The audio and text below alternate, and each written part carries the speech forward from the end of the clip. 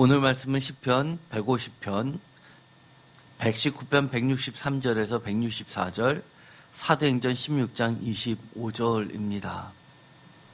원래는 오늘 우리가 해야 될 순서는 시편 119편 161절부터 시작하는 쉰에 해당하는 글자에 해당하는 연이었습니다. 161절부터 168절까지가 전부 첫 글자가 히브리어 알파벳 쉰이라는 글자로 꼭 모양은 삼지참 모양을 한 것으로 시작이 됩니다. 그런데 이 내용이 워낙 함께 묵상해야 될 내용이 너무 많아서 그 중에서 저희가 오늘 본문 중인 163절과 164절에 나와 있는 이 찬양에 관련된 내용들을 가지고 말씀을 따로 나누고자 합니다. 특별히 164절에 있는 내가 하루 7번씩 주를 찬양하나이다 라는 이 말씀은 구약 전체에서 이곳에 유일하게 나오게 됩니다. 단순히 이곳에 유일하게 나와 있는 것만 이유로 이렇게 말씀을 따로 하는 것은 아닙니다. 이 구절이 사실은 중세 시대에 지대한 영향을 미쳐서 수도원에서는 이 기준을 따라서, 이 말씀을 따라서 하루 7번씩 예배를 드렸습니다. 무려 1000년 동안 이어졌던 전통입니다. 뿐만 아니라 오늘의 말씀 시편 150편은 시편 전체의 결론이기도 합니다. 시편 1편부터 150편까지의 전체의 결론입니다. 작게 보면 시편 146편부터 150편에 이르는 대할렐루야, 그레이트 할렐루야라는 묶음 속에 있으면서 그것의 클라이막스를 나타내는 중요한 시편 150편임에도 불구하고 또한 시편 전체의 주제이기도 합니다. 이것과 관련하여서 또 우리가 반드시 좀 기억해 보아야 할 말씀이 있습니다. 사도행전 16장에 나오는 우리가 개신교에서, 기독교에서 매우 찬양을 잘못 오해하기 쉬운 본문으로 선택되어져서 잘못된 설교나 전통을 뿌리내리게 했었던 본문이 바로 사도행전 16장 25절이기도 하지만 이 말씀을 함께 오늘의 150편과 함께 바로잡는 시간을 갖도록 하겠습니다. 제목을 다 함께 읽어보도록 하겠습니다. 찬양은 숨, 호흡, 생명, 숨 쉬는 모든 것들의 여호와 사랑 노래 예배. 아멘. 찬양은 사랑 노래 예배입니다. 그것도 숨 쉬는 모든 것들의 여호와를 향한, 여호와에 관한 사랑 노래입니다. 사순절 기간이 시작된 첫 번째 주일 이어서 매우 의미도 깊습니다. 지난주 수요일부터 제수요일이라는 전통에서부터 시작돼서 44순절의 기간을 지키게 됩니다. 부활절부터 시작해서 마이너스 40일을 계산하는데 주일을 뺀 평일만 가지고 마이너스 40을 쳐서 시작되는 것이 제수요일입니다. 그래서 제수요일은 우리가 발음상에는 죄와 죄가 비슷하지만 sin이라는 죄가 아니라 ash라는 죄를 이야기합니다. 그래서 이 우리의 죄를 회개하는 구약성서의 전통은 흙을, 먼지를 머리에다 뿌리면서, 하늘에다, 공중에다 뿌리면서 회개하는 그런 모습을 연상해서 죄를 태우는 의미로 그 죄를 몸에다, 머리에다 뿌리기도 하고, 또 천주교 같은 데서는 이마에다 십자가를, 죄를 찍어서 손가락으로 이마에다 십자가를 그리는 것으로 미사를 지내기도 합니다. 또 이 죄를 십자가를 머리 이마에다가 그리면서 사순절을 시작할 때 모든 사람은 흙으로 돌아갈지니라라는 그 유명한 문구, 선악과를 따먹은 뒤에 모든 인류의 죄의 결과인 운명을 상징하는 그 유명한 말씀을 하면서 예배를 드렸던 전통이 있습니다. 이 기간 동안에는 회개의 기간으로 삼고 특별히 예수 그리스도께서 걸어가셨던 그 길과 관련된 말씀들을 묵상하면서 예수님의 가신 길을 쫓아가는 그 기간으로 삼게 됩니다. 그것에 비교하면 오늘의 이 찬양이란 주제는 어떻게 보면 맞지 않은 것 같습니다. 찬양은 마치 즐거운 노래인 것처럼만 생각되기 때문입니다. 반면에 또 오늘은 특별한 날이기도 합니다. 3월 1일 주일을 맞이해서 사실은 3.1절 기념 주일 예배로도 많이 지킵니다. 3.1절 하면 우리가 제일 먼저 떠오르는 게 무엇입니까? 바로 만세운동입니다.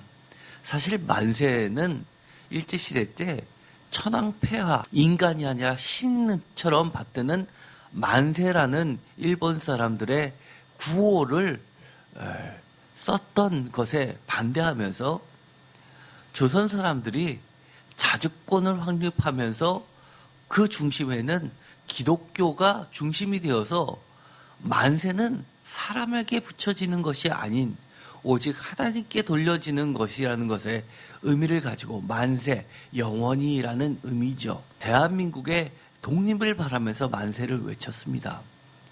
인간에 대한 경배를 거부했던 운동이기도 합니다. 단순히 대한민국의 독립을 외쳤던 것뿐만 아니라 인간의 신격화를, 우상숭배를 반항하는, 저항하는 기독교의 운동이기도 했습니다. 죄의 결과로 벌어진 많은 지배와 억압과 그리고 감옥 같은 것에서부터 새로운 출발을 선포합니다. 사실은 예수 그리스도의 부활절부터 시작되는 이 새로운 날은 사실은 부활절을 어떻게 계산하느냐에서부터 이 사순절의 제 수요일은 시작됐습니다. 왜냐하면 예수님이 부활 승천하시고 나서 초대교회에서는 이 부활절의 날짜가 서로 틀렸습니다. 이 원력을 기준으로 해서 풀문, 그야말로 보름달이 뜨는 때 니산월 14일을 기준으로 해서 부활절을 지켰던 겁니다. 그런데 그것이 니산월 14일이라고 하면 대표적인 것이 있죠. 유대교에서는 바로 유월절입니다. 그렇기 때문에 이 니산월 14일부터 시작돼서 벌어지는 것들은 나중에 예수님께서 예수님의 십자가에 달려 죽으신 그 때를 상징하는데 복음서마다 차이가 있습니다. 예를 들어서 공관복음서에서는 유월절 만찬한 그 다음날 예수님께서 십자가에 달려 돌아가시는 걸로 되어 있지만 요한복음에서는 유월절 양을 잡는 시간에 십자가에 달려 돌아가시게 됩니다. 결국은 예수님의 십자가 죽음을 어떻게 해석하느냐라는 신학적 기반이 바로 유월절이라는 겁니다. 이스라엘 사람들이 죄의 결과인 이런 억압에서 벗어나는 자유를 주시는 하나님의 결정체, 이것이 바로 예수 그리스도의 십자가와 그 부활 사건이고 오늘날에 있어서는 바로 이 부활절입니다. 그리고 대한민국에서는 그것이 3.1운동과 광복이라는 개념으로도 출애굽의 역사가 다시 반영되는 역사가 이루어진 겁니다. 그 가운데에는 이처럼 회개도 있지만 죄에서 하나님의 은혜로 새로운 창조가 벌어지는 기쁨의 찬양도 있는 겁니다. 오늘 말씀, 특별히 시편 119편 164절에는 내가 하루 7번씩 주를 찬양합니다라는 성경 전체에서 유일하게 나와 있는 그 유명한 본문이 나옵니다. 163절과 164절을 보면 마찬가지로 쉰이라는 글자로 시작이 됩니다. 그런데 163절은 시작이 이렇게 되어 있습니다. 첫 번째 글자는 바로 거짓입니다. 내가 거짓을 미워하고, 반면에 두 번째 강조점인 맨 끝 단어는 아합으로 끝나게 됩니다. 사랑합니다라는 글자로 끝나게 됩니다. 164절은 쉐바라는 7번씩이라는 완전수 7을 통해서 7번씩이라는 단어로 시작되고, 끝에 단어는 째데카가 들어가 있는 주의 의로운이라는 단어로 끝나게 됩니다. 이것을 종합해보면 이렇게 됩니다. 내가 7번씩 주님을 찬양합니다 라고 하는 그 이유가 163절을 보면 근본적으로 하나님의 말씀을, 하나님의 주의 의로운 규례들을, 또는 163절에 주의 율법을 사랑하기 때문이라고 합니다. 주의 율법, 여기서는 원문에는 토라라고 되어 있습니다. 또 주의 의로운 규례할 때 이 규례는 원문에는 미시파트, 판결이 나와 있습니다. 재판이 나와 있습니다. 그래서 재판의 가장 중심은 의로움입니다. 공의입니다. 그래서 째데카가 나와 있습니다. 여기서 중요한 거는 이렇게 주님을 찬양한다 할 때 이 찬양도 우리가 아주 잘 알고 있는 말, 어근은 할랄이라는 말이 들어가 있습니다. 주를 찬양하는데 이 할렐루야라고 찬양을 하는데, 할랄이라는 말이 찬양한다라는 뜻인데, 왜 주님을 7번씩 찬양하는지를 명확하게 하고 있는 겁니다. 이 시인은 주님을 찬양하는 이유, 하나님의 율법을 사랑하기 때문입니다. 주의 의로운 규례들을 사랑하고 있기 때문입니다. 의롭기 때문입니다. 다시 이야기하면 하나님을 사랑하기 때문입니다. 여러분은 주님을 찬양하는 이유가 있습니까? 하나님을 찬양한다는 것은 하나님을 사랑한다는 겁니다.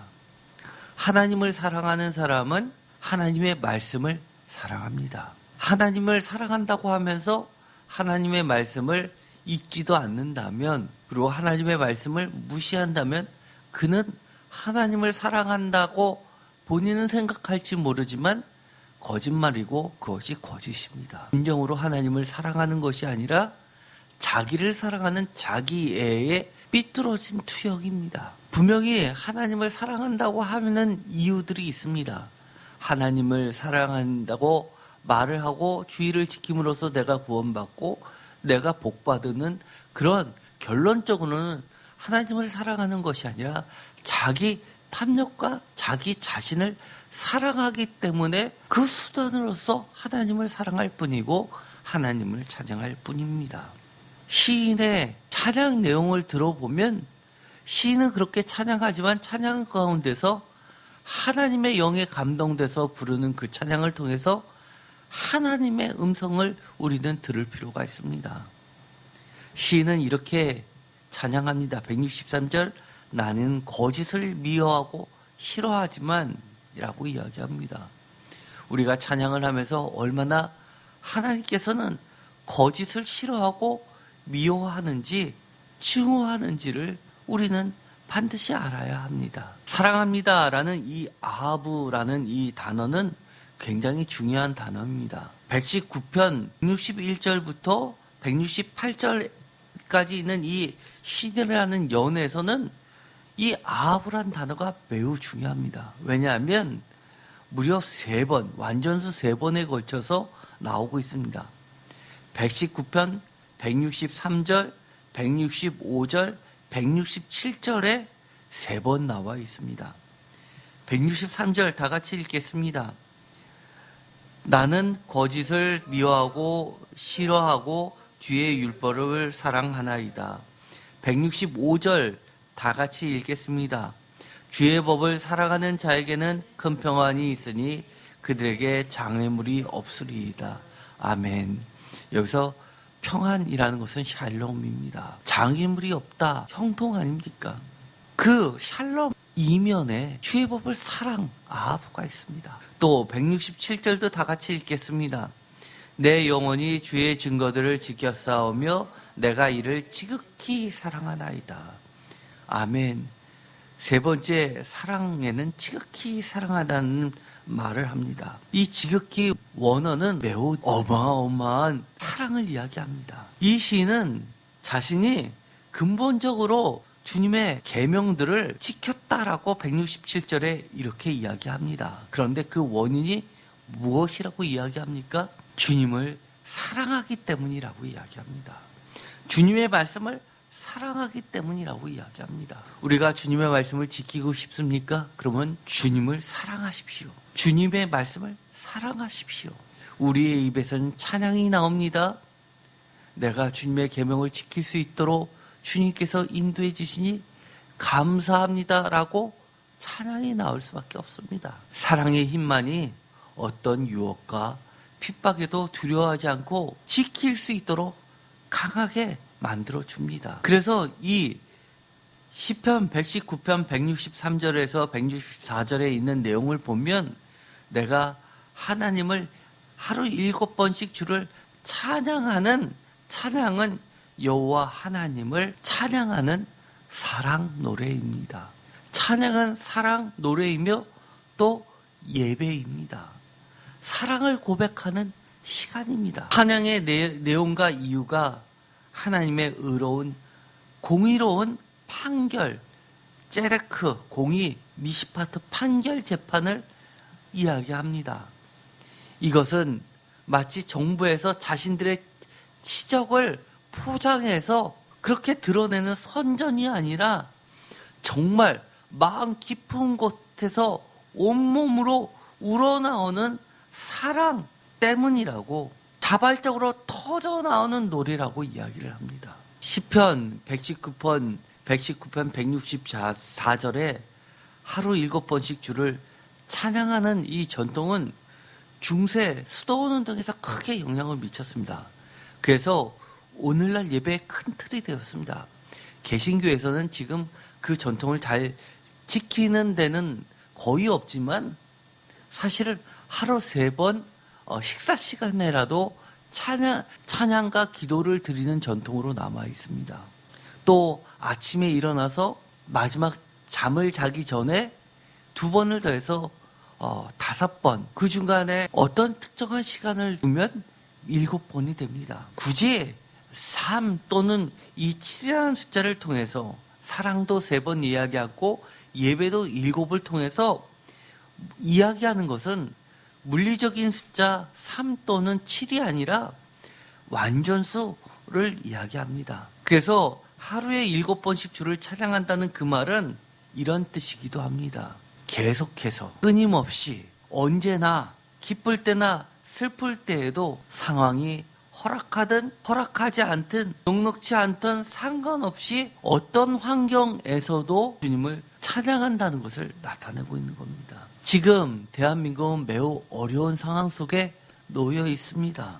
사람들의 기분도 꿀꿀하다는 이야기를 합니다. 이럴 때 우리는 어떻게 해야 될까요? 찬양을 하면 이겨낼 수 있습니다. 어떤 상황이라도 우리의 예배를 주저앉을 수 없게 합니다. 영락교회를 들어가면 대한민국을 대표하는 교회 아닙니까? 이 영락교회를 들어가면 본당 앞에 커다란 돌로 된 기둥이 하나 있습니다. 6.25 때도 예배를 쉬지 않고 지켰던 영락교회였는데 많은 사람이 피난 갔을 때에도 장로님이 남으셔서 예배를 지켰는데 그때 북한군이 그 장로님을 예배 드린다는 이유로 죽이고 순교의 현장이 돼서 순교비가 지금도 세워져 있습니다. 6.25가 마치고 나서도 이 영락교회는 대한민국 역사에서 공적인 예배를 쉰 적이 없었던 대표적인 믿음의 표상의 교회였습니다. 그런데 이 예배를 어려운 시국에 처음으로 공적인 예배를 쉬고 동영상 예배로 돌린 어려운 결정을 했을 정도로 지금은 매우 대한민국의 어려운 상황입니다. 이럴 때일수록 우리가 더 힘써 모일 때마다 기도하고 찬양하고 말씀을 읽으면서 하루에도 7번씩 주님께 찬양 드려야 합니다. 7번씩이라는 것은 언제나 상황이 허락하든 녹록지 않든 장소에 관계없이 내가 서 있는 이 자리에서 언제든지 찬양한다는 의미이고, 하나님을 사랑한다는 사랑 고백이고, 하나님을 예배하고 또 말씀을 사랑하고 지켜나간다는 결단이기도 합니다. 찬양하면 대표적인 말씀이 어디일까요? 단연코 시편 150편을 우리가 꼽을 수 있습니다. 시편 150편 설교를 할 때 주로 언제 여러분들이 이 설교를 들으셨습니까? 찬양제를 한다든지 찬양 예배를 드릴 때 이 150편을 아주 짧게 읽고 나서 나팔, 비파, 수금 여러 가지 악기들을 동원하니까 이렇게 우리도 재금, 높은 소리 나는 재금, 소고, 춤추며 현악, 풍소로 찬양하라 라고 하면서 찬양 예배를 할 때 짤막하게 설교하고 마치는 때 많이 들어봤을 겁니다. 찬양은 그 누구도 예외도 될 수 없고 한순간도 멈출 수도 없고, 그리고 여러 가지 다양한 모습으로 나타나고 있는데, 이 150편에서 이야기하는 것은 한마디로 이야기하면 우리가 피조물이기 때문에 하나님을 찬양하라고 이야기를 하는 겁니다. 찬양을 하나의 수단으로 만들지 말라는 겁니다. 찬양은 결코 능력의, 권능의 수단이 아닙니다. 왜냐하면 권능은 이 150편을 보면 오직 하나님께만 있기 때문입니다. 교회에서, 개신교에서 특별히 가장 잘못 사용하고 있는 용어는 이겁니다. 부흥회 또는 예배 전에 준비 찬양이라는 말을 많이 합니다.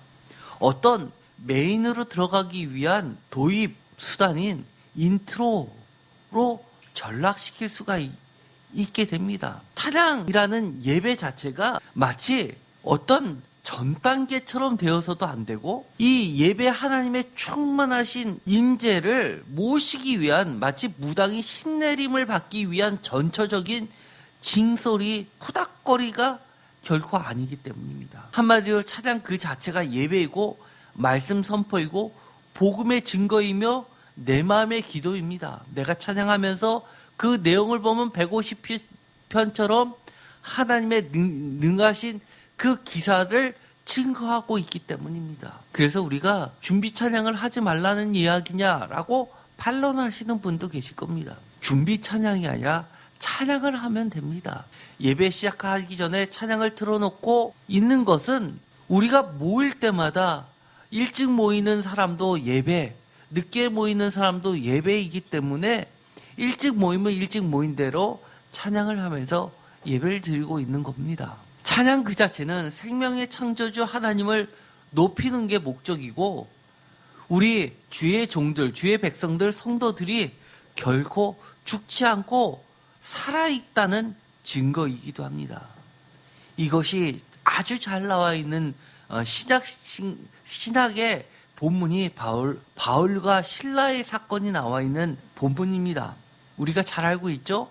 한밤중에 감옥에 갇혔을 때 바울과 실라가 찬양을 불렀더니만 이 옥문이 열렸다라는 그런 내용입니다. 사도행전 16장입니다. 사도행전 16장에 보면 그들이 갇히게 됩니다. 깊은 옥에 가두고 그 발을 차고에 든든히 채우고, 25절 한밤중에, 이 한밤중에라는 것은 지금 대한민국의 상황과 같이 매우 어려운 상황을 상징합니다. 바울과 실라가 기도하고 하나님을 찬송함에 죄수들이 듣더라. 찬양하고 기도하는 것을 죄수들이 듣는다는 것은 그 내용에 하나님을 높이고 증거하고 복음을 전파하는 예배 요소가 다 들어가 있습니다. 그러자 26절에 이에 갑자기 큰 지진이 나서 옥토가 움직이고 문이 곧 다 열리며 모든 사람의 매인 것이 다 벗어진지라. 찬양을 했더니만 매인 모든 것이 다 벗어졌다라는 구절 때문에 여러분들 그런 설교 많이 들어보셨을 겁니다. 저도 그렇습니다. 특히 부흥회 때 찬양을 하면 모든 옥문이 열리고 매인 것이 다 벗어지니까 찬양을 부르십시오라고 하면서 갑자기 예배 가운데 설교 가운데 찬양을 몇 차례씩 부르는 것들을 경험하게 됩니다. 그러면서 그 찬양을 부르면서 여러 가지 질병이 물러가는 것처럼 하시는 분들이 계십니다. 많은 오해가 난 본문이 바로 25절입니다. 다 같이 읽겠습니다. 한밤중에 바울과 실라가 기도하고 하나님을 찬송하며 죄수들이 듣더라. 아멘. 하나님을 찬송하며 죄수들이 듣더라. 찬송을 시작하니까 갑자기 권능, 효과가 나타났다는 겁니다. 미러클이 발생하는 능력이 찬송에 있는 것처럼 해석되기 쉽습니다. 영어로 보면 이렇게 되어 있습니다. were praying. 과거 진행형으로 되어 있습니다. 헬라어나 히브리어에는 영어에도 없고 또 한글에도 없는, 한국어에도 없는 독특한 문법이라는 것이 있습니다. 히브리어는 완료와 미완료라는 시제가 있습니다. 완료는 그야말로 마쳤다. 미완료는 마치지 않았다. 지금도 계속되고 있다. 또는 현재 또는 미래를 나타냅니다. 그것이 딱 일치하지 않기 때문에 여러 가지 시제로 번역이 됩니다. 헬라어, 시작을 기록한 헬라어에는 미완료형이라는 것이 원문을 보시면 이렇게 끝에 온으로 휄눈이라는 옹이라는 그런 발음이 뒤에 들어가 있습니다.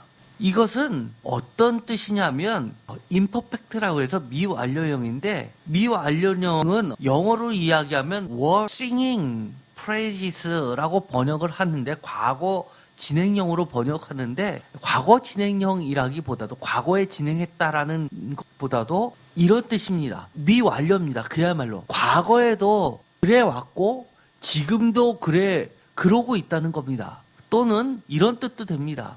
반복적으로 해왔다는 것을 나타내기도 합니다. 다시 이야기하면 항상 찬성해왔던, 과거에도 항상 찬성해왔던 것처럼 지금 한밤중 감옥이라는 죽음의 그늘이 닥쳐왔다 할지라도 계속해서 중단 없이 찬성하고 있었더니 라는 뜻입니다.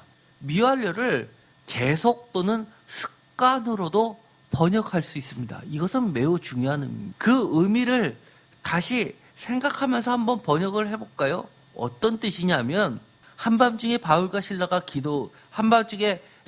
한밤중입니다. 그들이 감옥에 갇혔습니다. 발이 차고에 든든히 채워져 있는데 불안감에서 그들이 예배를 안 드린 것이 아니라, 이 시간이면 그들이 항상 해왔던 것, 늘 해왔던 것을 멈추지 않고 그들이 기도하고 찬양하고 말씀을 암송했다는 이야기입니다. 그것을 일상적으로 해왔던 것을 반복적으로 하고 있었을 때 많은 사람들이 죄수들이 듣더라라고 하는 것은 암묵적으로 그들도 귀 기울여 예배에 동참하고 있었다는 겁니다. 26절, 이에 갑자기 큰 지진이 나서 옥토가 움직이고 라는 이야기는 하나님의 임재할 때 땅이 흔들리는 것을 이야기합니다.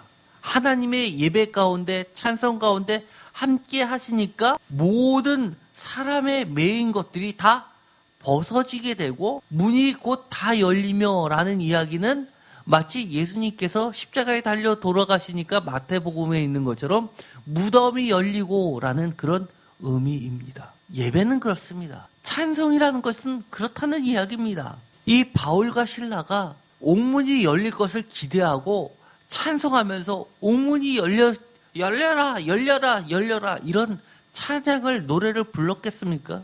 제가 보기에는 그들이 불렀던 찬양은 하나님을 높이고 예수 그리스도를 높이는 예배를 드리고 있었을 겁니다. 왜?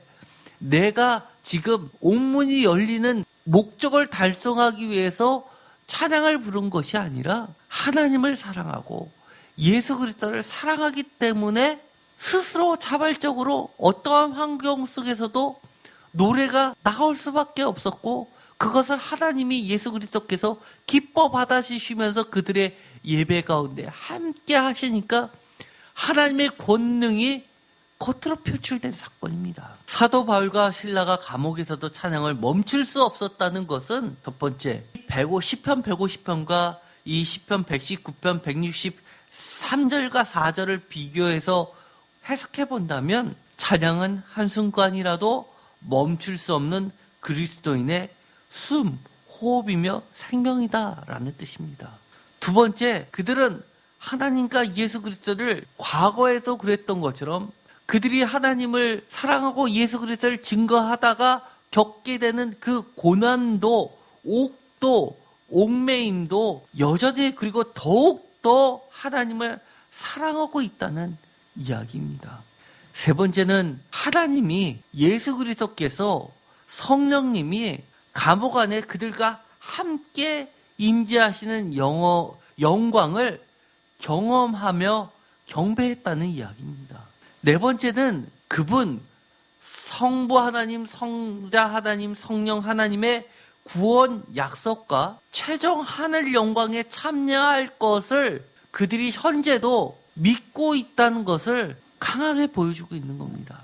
이러한 미완료, 즉 동작의 계속 또는 상태의 지속이라는 것은 바울과 실라의 찬양이 감옥도 그들의 본래 의무인 일상 매일매일의 주님을 증거하고 찬양하는 목적을 그 어떤 것도 위협하거나 축소시킬 수 없으며 그들이 언제나 해왔던 찬양을 지속하는 가운데서 하나님은 기뻐 함께 하시면 보여주는 위대한 장면인 겁니다.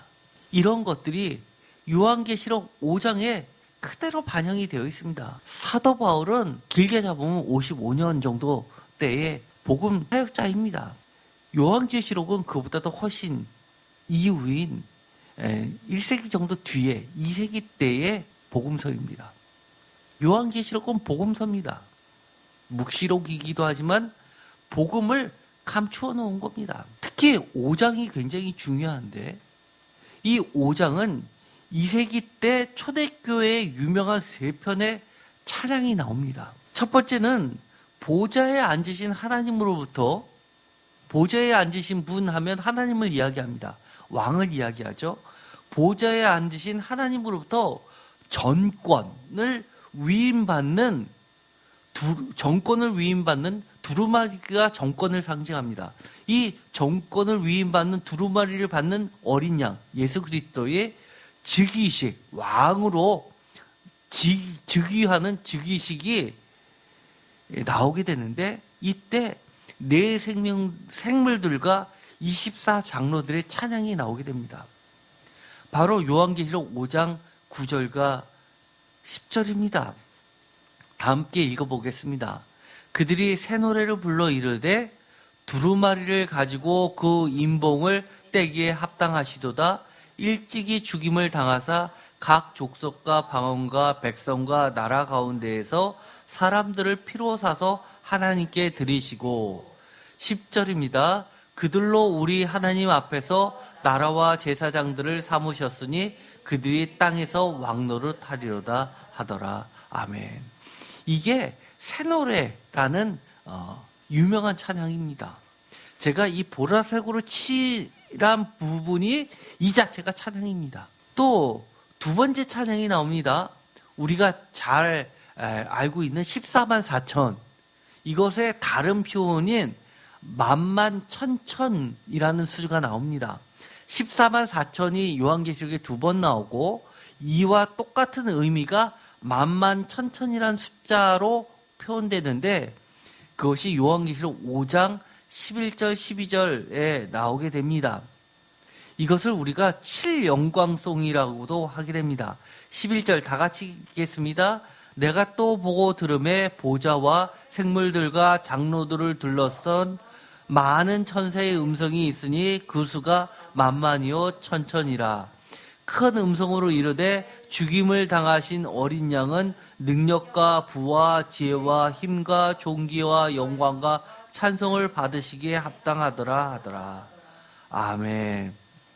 여기서 제가 보라색으로 친 부분이 이렇게 14만 4천 명 만만 천천수의 구원받은 자들이 부르는 찬양곡입니다. 이것이 세 번째 찬양이 나오는데요.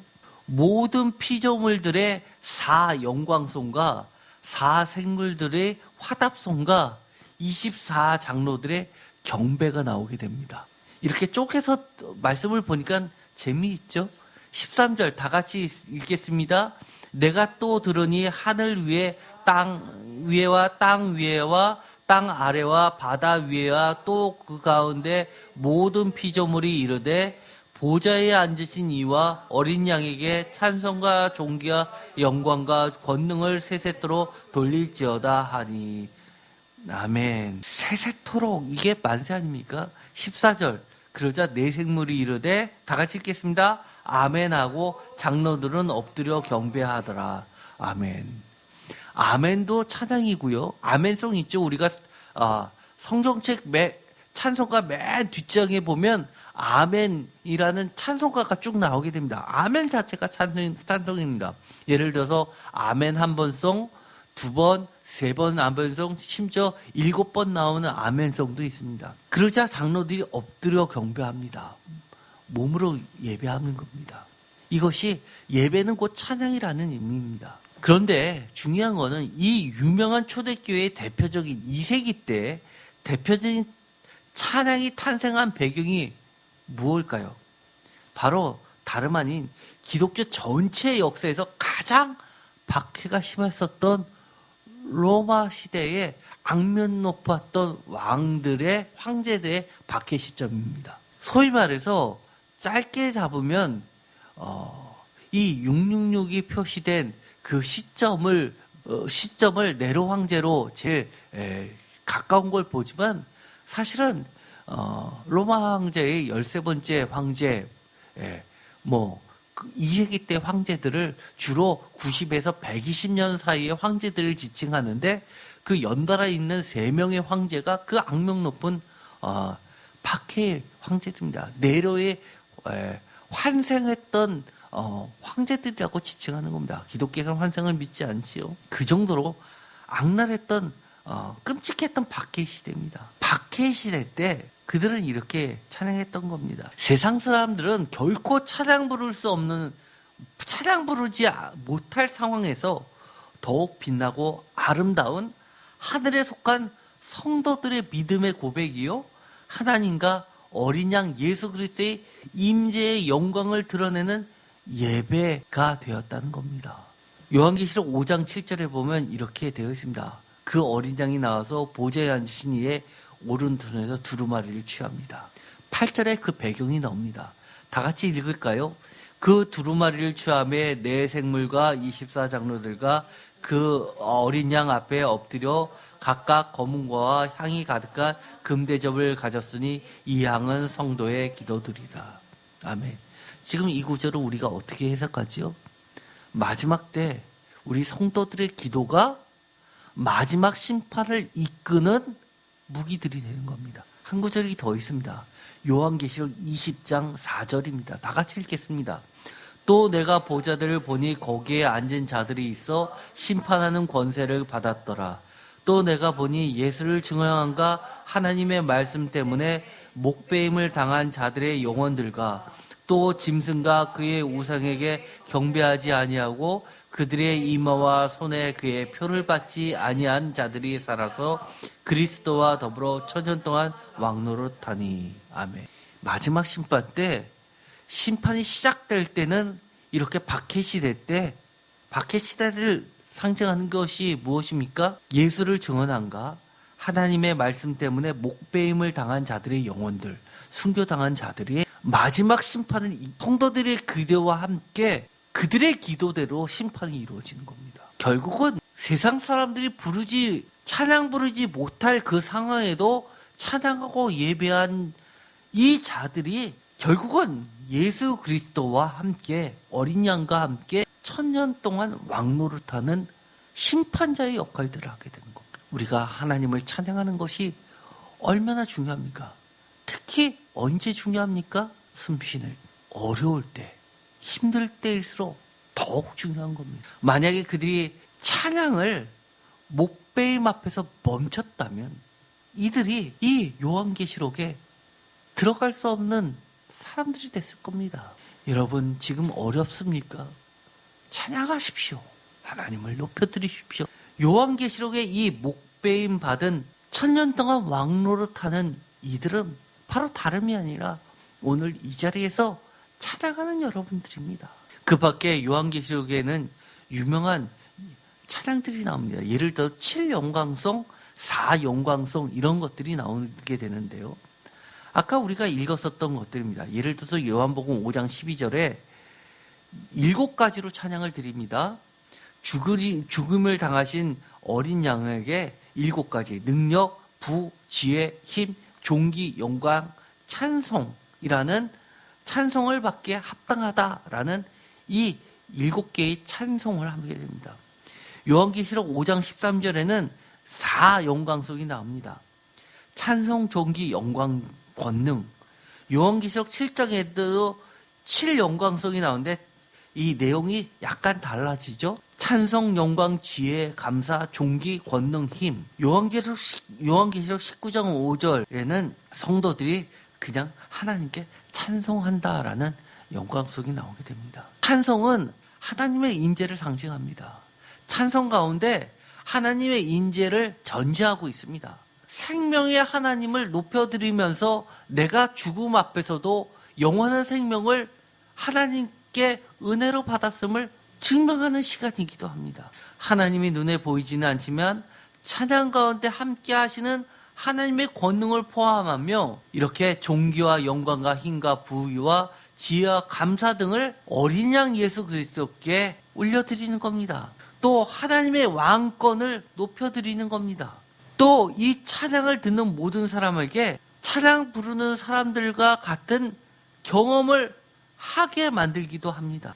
그래서 시편 22편 3절에는 이런 말씀을 합니다. 이스라엘의 찬송 중에 계시는 주여. 아멘. 찬송 중에 하나님이 계시다는 겁니다. 임재를 이야기합니다. 22편 22절에는 이렇게 이야기합니다. 내가 주의 이름을 형제에게 선포하고 회전 가운데서 주를 찬송하리이다. 찬송은 이렇게 선포입니다. 시편 42편 8절 다 같이 읽겠습니다. 낮에는 여호와께서 그의 인자하심을 베푸시고 밤에는 그의 찬송이 내게 있어 생명의 하나님께 기도하리로다. 아멘. 밤에는 멈춰야 되느냐? 아니요. 밤일수록 생명의 하나님께 기도하리라라고 하면서 하나님을 찬양하고 있습니다. 시편은 찬양입니다. 기도입니다. 예배입니다. 말씀입니다. 우리의 믿음을 확증시켜줍니다. 시편 42편과 43편은 원래는 한 편의 시라고 했습니다. 후렴구가 똑같기 때문입니다. 내 영혼아 내가 어찌하여 낙심하며 어찌하여 내 속에서 불안해하는가? 너는 하나님께 소망을 두라. 나는 그가 나타나 도우심으로 말미암아 내 하나님을 여전히 뭐한다고요? 찬송하리로다. 너무나 멋진 말 아닙니까? 104편 33절에는 내가 평생토록 여호와께 노래한다라고 합니다. 참 학자들로부터 많은 고민을 주게 하는 것이 있습니다. 복음서에는요, 예수님이 직접 찬양한 것이 나와 있지 않다라고 이야기하는 분도 계십니다. 그도 그럴 만한 것이 유일하게 명시적으로 예수님의 찬양이 나와 있는 게 마태복음 26장 30절입니다. 거기에 보면 이렇게 되어 있습니다. 다 같이 읽을까요? 이에 그들이 찬미하고 감람산으로 나아가니라. 아멘. 문제는 그들을 유월절 식사를 마치고 감람산으로 가는 제자들을 이야기하는 것인지 제자들 더하기 예수님도 포함하는 것인지에 따라서 유일한 본문이 바로 30절에 예수님이 하나님을 찬양했다라는 본문이 됩니다. 그러나 저는 그렇게 보지는 않습니다. 왜냐하면 제가 여러 차례 설교한 것처럼 예를 들어서 십자가 위에서 드렸던 예수님의 마지막 엘리 라마 사박다니도 사실은 시편 22편을 찬양드렸던 내용이기 때문입니다. 그러나 어쨌든 적으로 명시적으로 문자적으로 했던 유일한 본문입니다. 마가복음에도 마태복음처럼 그대로 드러나 있습니다. 그래서 이 본문은 매우 중요합니다. 이 본문이 언제 나왔냐? 최후 만찬 후 십자가 죽음을 준비하러 가시는 중에 예수님이 부르셨다는 겁니다. 간접적으로는 예수님이 십자가 도상 위에서 하나님께 찬양 드렸다는 겁니다. 찬양은 어려울수록, 감옥일수록, 밤일수록 우리에게 소망을 줍니다. 우리를 살아나게 합니다. 죽음이 아니라 생명이라고 이야기하는 겁니다. 시편 150편에서 이야기하는 이 결론이 우리에게 더욱 다가오는 의미가 있습니다. 150편 6절에 뭐라고 되어 있습니까? 다 같이 읽겠습니다. 호흡이 있는 자마다 여호와를 찬양할지어다. 할렐루야. 호흡이 있는 자. 이곳에는 누가 찬양의 주체가 나와 있습니다. 시편 150편에서 무엇을 찬양의 내용과 대상도 나와 있습니다. 하나님께 찬양의 주체는 호흡이 있는 모든 사람이, 그 내용은 하나님의 지극하신 권능과 위엄을 왜 찬양을 해야 되는지 찬양의 당위성도 이야기해 줍니다. 마땅히 피조물이기 때문에. 또 어떻게라는 것도 찬양의 방법과 자세도 이야기해 줍니다. 어떻게 8가지 악기들과 그리고 자세도 이야기해 줍니다. 언제요? 숨쉬는 말로 이야기합니다. 숨쉬고 있는 동안에는 언제든지라는 겁니다. 찬양의 시간뿐만 아니라 조건도 이야기합니다. 죽음의 순간에도 찬양을 해야 되는지 모두 완전수 10개로 상세히 이야기합니다. 8개의 악기와 더하기 목소리 그리고 자세, 춤 해서 모두 10가지로 모든 수단을 동원해서 찬양하라는 겁니다. 또는 이 최고로 완전수 10이라는 걸 통해서 최고로 정성을 다해 찬양하라는 겁니다. 세 번째는 한마음 한뜻으로 조화를 이루며 찬양하라는 겁니다. 이 이야기는 그리스도와 한 몸을 이루라는 겁니다. 하나님의 생명과 하나가 되라는 이야기입니다. 또 네 번째는 누구나 다 모든 피조물들도 찬양에서 예외일 수 없다는 겁니다. 이것은 단순히 의무라기보다도 하나님의 은혜의 대상에 예외일 수 없다는 겁니다. 이것은 매우 중요한 겁니다. 의무라는 것이 아니라 모든 피조물들은 하나님의 은혜를 받을 수 있다는 겁니다. 이미 받았고 앞으로도 그 은혜에 제외가 되지 않는다는 겁니다. 성경에 독특한 표현이 있습니다. 인간의 모든 피조물들도 의인화를 합니다. 예를 들어서 증인으로서 하늘, 별, 태양, 나무, 돌, 새들입니다. 예를 들어서 예수님께서 예루살렘으로 입성을 할 때 아이들이 찬양을 합니다. 호산나라고 부르자 그것을 가지고 뭐라고 하니까 이들을 잠잠케 하면 돌들도 찬양을 하게 만드시는 분이라고 이야기합니다. 하나님 은혜의 대상에 모든 사람이 포함시킨다는 겁니다. 5번째는 찬양의 다양성입니다. 6번째는 찬양의 자발성입니다. 7번째, 모든 악기는 삶의 모든 순간순간, 즉 우리가 기쁠 때나 슬플 때나 높을 때나 낮을 때나 성공과 실패에도 고난과 역경의 순간에도 가능할 때나 불가능할 때나 모두를 이야기합니다. 특히 찬양은 초대교회 피해 제사를 대체한 대표적인 예배 형태였습니다. 예수님 자신도 마태복음 26장 30절과 마가복음 14장 26절에서도 제자들과 함께 마지막 순간까지 찬양하셨고 부활승천 후 제자들과 사도들의 일상으로 개성되었습니다. 뿐만 아니라 예수 그리스도의 복음을 전파하는 이방 선교에서도 우리가 이미 살펴본 것처럼 찬양은 옥에 갇힌 바울과 실라의 예를 통해서도 일상적인 평상시에도 늘 그래왔던 것처럼 성도의 의무이자 은혜를 표현하는 성령님의 능력과 함께 하나님이 함께 하심을 나타내주는 보여주는 특권이며 하나님의 은혜와 예수 그리스도의 사랑하심과 성령님의 교통하심을 증거하는 사랑 노래 예배였음을 우리는 알 수 있습니다. 따라서 찬양은 그 자체가 예배이며 선포입니다. 또 증거이며 기도입니다. 우리가 기도가 안 된다고요? 그러면 찬양을 부르십시오. 찬양의 내용을 통해서 우리의 믿음이 회복됩니다.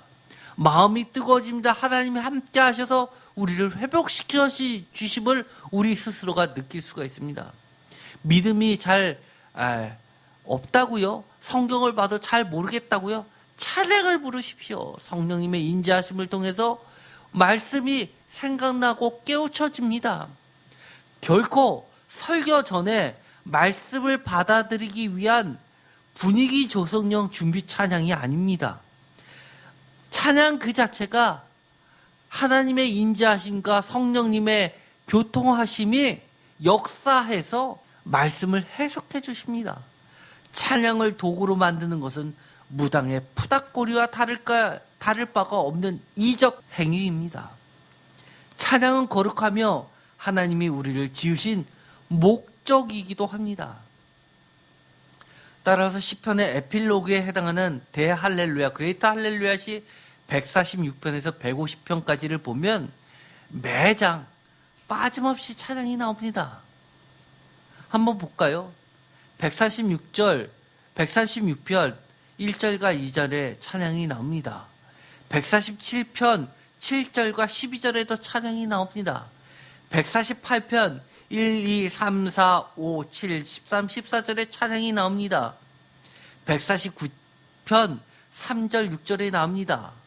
마지막 150편에는 어떻게 나올까요? 매절 나옵니다. 점점점 그 강도를 세게 해서 150편에는 매절 찬양이 나오고 150편 6절 마지막 절에는 호흡이 있는 자마다 여호와를 찬양할지어다 할렐루야 하는 겁니다. 이처럼 시편 150편 6절은 이렇게 시편을 끝내면서 하나님의 거룩한 백성 성도의 시작을 명령합니다. 그 시작이 뭡니까? 성도의 시작이 뭡니까? 호흡이 있는 자마다 여호와를 찬양할지어다. 아멘. 어떻게 보면 우리 성도의 마침 죽을 때까지 우리는 무엇을 하라는 겁니까? 시작과 끝은 찬양입니다. 우리가 죽으면 다시 영생합니다. 주님 앞에서 다시 영원한 생명을 받으면서 우리가 첫 출발이 뭐가 될까요? 할렐루야 아닐까요? 시편 150편 6절 맨 마지막 구절을 다 같이 읽으면서 마치기로 하겠습니다. 호흡이 있는 자마다 여호와를 찬양할지어다 할렐루야 아멘. 기도드리겠습니다. 하나님, 박해가 가장 심했을 때 요한계시록에 하나님께서 직접 기록해 주셨던 모범적인 성도, 목배임을 당한, 순교를 당하면서까지도 하나님을 찬양했던 그 찬양을 우리도 부릅니다. 예수 죽임 당한 어린 양, 예수 모든 이름 위에 뛰어난 이름, 영원히 찬송받기 합당한 영광의 그 이름 예수, 영광의 왕 찬양합니다 라고 우리도 숨쉬는 순간, 매 순간 어떤 환경 가운데서도 하루에도 7번씩 주님을 찬양합니다. 사도 바울과 실라가 옥에 갇혔을 때도 늘상 그래왔던 것처럼 하루 7번씩 하나님을 찬양하면서 하나님의 임재를 이 땅에서 경험하면서 함께한 다른 사람에게도 주님의 그 놀라우신 은혜를 증거하였고 함께 선포하였습니다. 우리도 찬양을 통하여서 하나님의 그 크신 사랑하심을 증거하게 하시고 우리도 하나님을 얼마나 사랑하는지, 하나님의 말씀을 얼마나 사랑하는지 찬양을 통해서 하나님께 올려드리게 하여 주옵소서. 우리의 삶이 달라지기를 원합니다. 우리의 찬양 가운데, 이스라엘 가운데 하나님이 함께 하셨듯이 우리의 삶 가운데 주님도 임재하여 주시옵소서. 우리 지금 대한민국을 떠들썩하게 하고 우리의 가정을 위협하는 모든 악한 마귀 사탄들이 하나님의 임자 앞에서 잠잠하게 하여 주옵소서. 하나님, 지금 대한민국은 매우 어려운 상황입니다. 예배가 멈춰지고 있는 상황입니다. 그럼에도 불구하고 바울과 실라가 감옥에 갇혀도 과거에도 해왔던 것처럼 늘상 그래왔던 것처럼 우리도 지금 이 한밤중에 하나님을 찬양합니다. 하나님을 높여드립니다. 호흡이 있는 모든 자들이 하나님을 찬양합니다. 하루에 7번씩 주님을 찬양합니다. 찬양을 통해서 하나님을 증거하고 우리의 믿음을 주님의 임재 가운데서 회복하고 있습니다. 우리가 시작도 끝도 하나님을 찬양하게 하여 주옵소서. 예수 그리스도의 이름으로 기도드렸습니다. 아멘.